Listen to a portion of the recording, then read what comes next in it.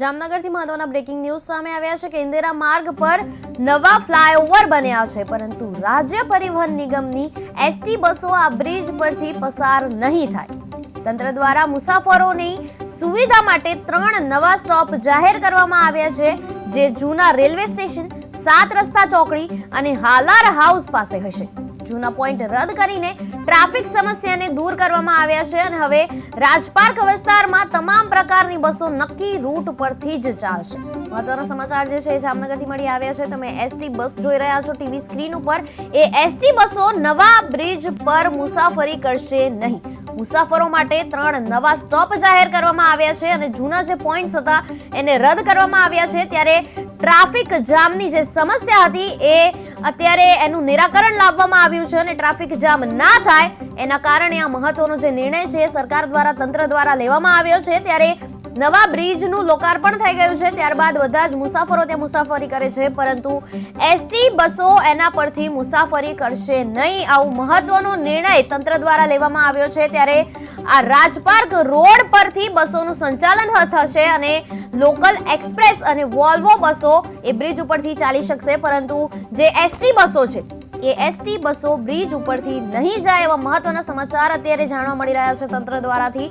અને આ જે મહત્વના સમાચાર છે જામનગરથી મળી આવ્યા છે કે જ્યાં એસટી બસો જે છે એ એસટી બસો નવો બ્રિજ જે છે, નવો ફ્લાયઓવર જે છે એના પર મુસાફરી કરશે નહીં. નવા પોઈન્ટ્સ આપવામાં આવ્યા છે, નવા 3 પોઈન્ટ્સ જાહેર કરવામાં આવ્યા છે. ત્યારે મુસાફરોએ જૂના પોઈન્ટ્સ રદ કરવામાં આવ્યા છે, ત્યારે જૂના પોઈન્ટ્સ પર ના જવા માટે વિનંતી કરવામાં આવી છે અને જે નવા પોઈન્ટ્સ મૂકવામાં આવ્યા છે એ પોઈન્ટ્સ પર જઈને તમે મુસાફરી સરળ રીતે કરી શકો છો. ટ્રાફિક જામ જે છે એની સ્થિતિ ખૂબ જ સર્જાય છે, જેના કારણે અત્યારે બ્રિજ ઉપર નવા ફ્લાયઓવર ઉપર એસટી બસ જે છે એને જવા માટે તંત્ર દ્વારા ના પાડવામાં આવી છે. મુસાફરી જે છે નવા ફ્લાયઓવરથી એસટી બસો માટે રદ કરવામાં આવી છે. ત્યારે નવા પોઈન્ટ્સ જાહેર કરવામાં આવ્યા છે, નવા 3 પોઈન્ટ્સ જાહેર કરવામાં આવ્યા છે. 3 પોઈન્ટ્સ પરથી તમે મુસાફરી આરામદાયક કરી શકશો અને જે જૂના પોઈન્ટ્સ હતા એને રદ કરવામાં આવ્યા છે. ત્યારે આ મહત્વના સમાચાર જામનગરથી મળી આવ્યા છે. તમે જામનગરનું બસ સ્ટેન્ડ જોઈ શકો છો અને એસટી બસો બધી જ જે છે તમે ટીવી સ્ક્રીન ઉપર જોઈ શકો છો. ત્યારે આજે મહત્વનો નિર્ણય છે તંત્ર દ્વારા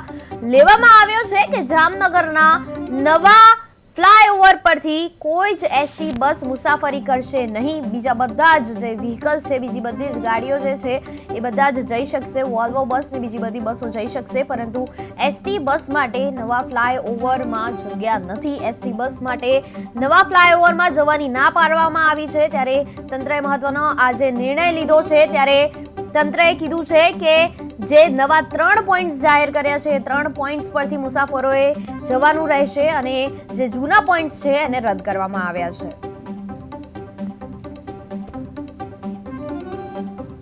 આ જે સમાચાર છે એ તમને જામનગરથી મળી આવ્યા છે અને જેમ તમે ટીવી સ્ક્રીન ઉપર જોઈ રહ્યા છો જામનગરની જે એસટી બસ તમને દેખાઈ રહી છે એ બસમાં તમે મુસાફરી આરામદાયક કરી શકો અને તમને ટ્રાફિક ના નડે.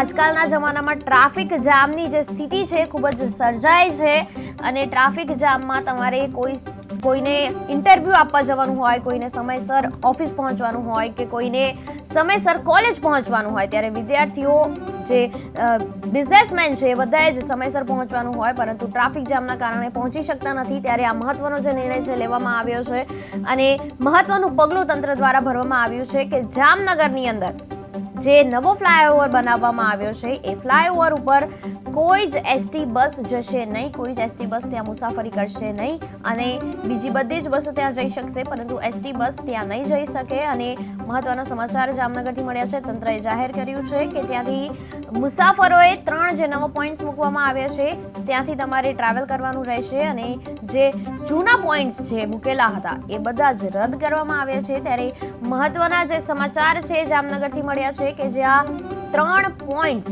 એસટી બસના 3 પોઈન્ટ્સ જે છે એ રદ કરવામાં આવ્યા છે અને બીજા નવા પોઈન્ટ્સ જાહેર કરવામાં આવ્યા છે. ત્યારે નવા 3 પોઈન્ટ્સ અત્યારે જાહેર કરવામાં આવ્યા છે. 3 પોઈન્ટ્સ પર તમે જઈને મુસાફરી આરામદાયક બનાવી શકો છો અને આ જે મુસાફરી છે એ તમને ટ્રાફિક જામ વગરની મળશે કે જેમાં તમે આરામથી એક જગ્યાએથી બીજી જગ્યાએ પહોંચી શકશો. અને જેમ તમે ટીવી સ્ક્રીન ઉપર જોઈ રહ્યા છો તમને બસો દેખાઈ રહી છે, તમને બસ સ્ટેન્ડ દેખાઈ રહ્યું છે.